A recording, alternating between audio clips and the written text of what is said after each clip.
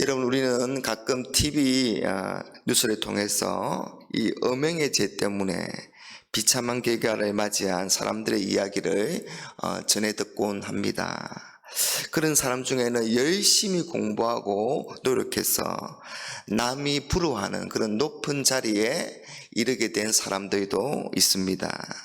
그런데 재판을 받으려고 검찰에 출두하는 그런 모습이 카메라에 잡히게 되면 이 머플러 등을 이용해서 얼굴을 가리고 또 손으로 이마와 눈도 가리고 있습니다.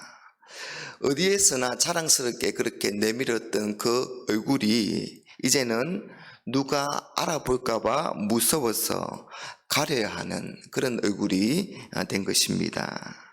이 얼마 동안의 음행의 대가로 이런 비참한 결과를 맞이하게 된 것입니다. 여러분, 음행의 유혹, 쾌락의 유혹은 치명적입니다. 그래서 많은 사람들이 거기에 걸려 넘어집니다. 잘못된 길임을 알고서도 자신을 통제하지 못합니다. 왜냐하면 그 유혹이 너무나도 달콤하기 때문입니다.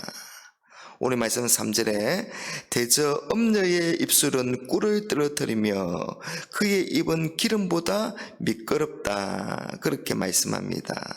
이 음행의 유혹이 마치 꿀과 같이 그렇게 달콤합니다. 그래서 물리치기가 참 어렵습니다.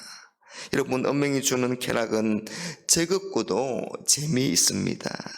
그래서 회사에서 야근하는 것은 힘들어도 이 음행을 위해서 집을 나가 맨날 며칠을 다니라고 해도 좋아합니다. 그리고 돈이 얼마나 들어도 상관이 없습니다.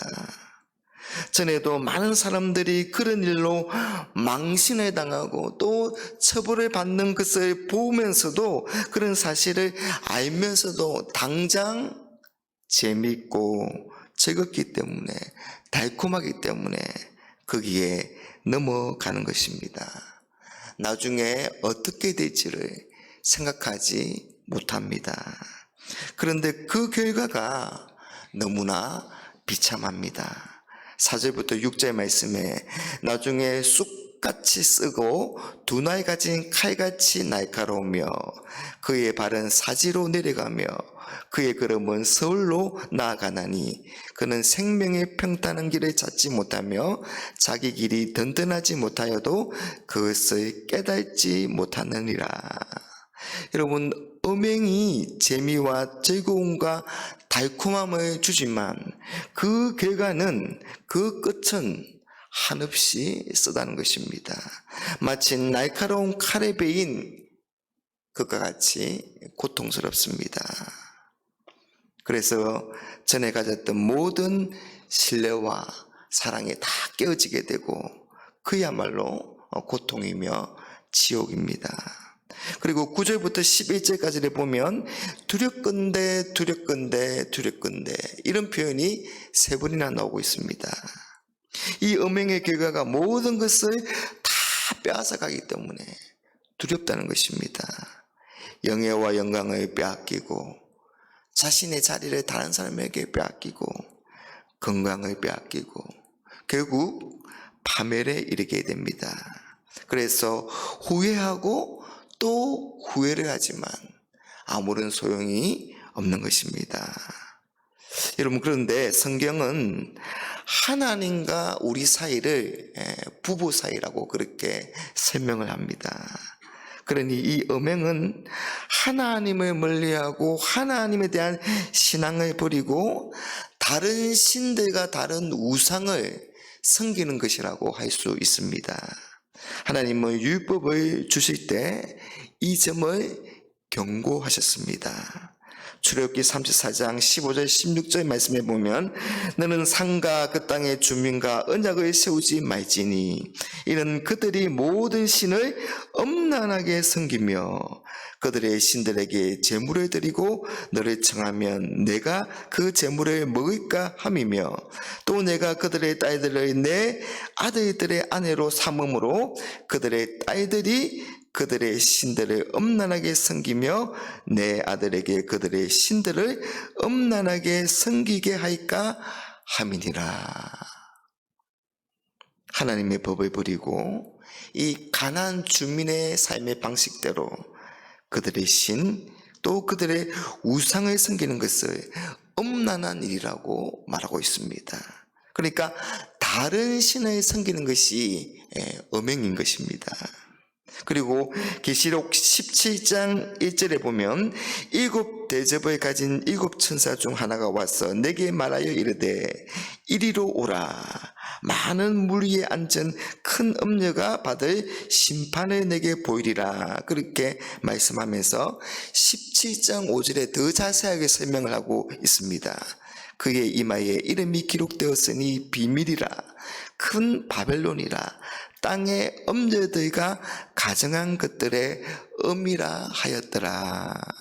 여러분, 바벨론이 큰 음녀, 곧 대표적인 그런 음행자다, 그렇게 말하고 있습니다. 이건 바벨론이 이 땅의 임금들, 그러니까 근세를 그렇게 힘있고 하나님에 대해서 배역하는 행위를 했기 때문입니다.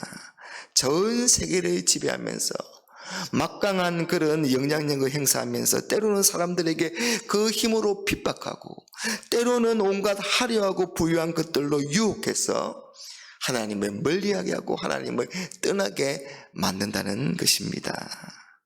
음녀는 달콤한 말로 성도들을 꼬드겨서 진리를 떠나 살게 하려는 모든 교훈들과 가르침, 그리고 그런 거짓 교사들을 그렇게 말한다고 할 수가 있습니다. 여러분, 이런 세상의 음녀의 유혹 앞에서 우리가 어떻게 이길 수가 있겠습니까?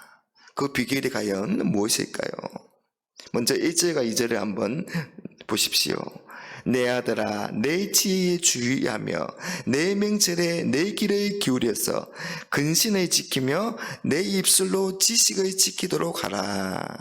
여러분, 내 지혜, 내 명절은 하나님의 말씀입니다. 하나님의 말씀의 길을 기울임으로 근신, 즉 마음과 생각을 지키며 내 입술을 지키라는 것입니다. 이건 하나님의 말씀으로 자신의 마음과 생각과 입술을 지키라는 그런 말씀입니다. 여러분, 요셉이 보디발의 유혹 앞에서 어떻게 말했습니까? 내가 어찌 이 큰 악을 행하였어? 하나님께 죄를 지으리까? 요셉은 하나님을 깊이 의식하며 살았습니다. 더 정확하게 말하면 하나님의 말씀을 기억하고 그 말씀을 생각과 마음에 담고 있었던 것입니다. 그래서 하나님의 말씀으로 자신을 지킬 수가 있었던 것입니다. 그리고 8절을 한번 보십시오. 내 길을 그에게서 멀리하라. 그의 집 문에서도 가까이 가지 말라. 음녀를 멀리하는 것입니다. 유혹의 길에서 멀리 떠나버리는 것입니다. 요셉은 자신을 유혹하는 주인 그 보디발의 아내의 말을 듣지도 않았고 또 함께 있지도 아니했습니다. 여인의 손목을 뿌리치고 아예 그 자리를 박차고 나갔던 것입니다. 멀리 도망쳤던 것입니다. 여러분, 지혜는 악을 멀리하고 가까이 하지 않는 것입니다. 사랑하는 여러분, 하나님의 말씀의 지혜와 명철로 자신을 잘 지켜나가시기를 바랍니다.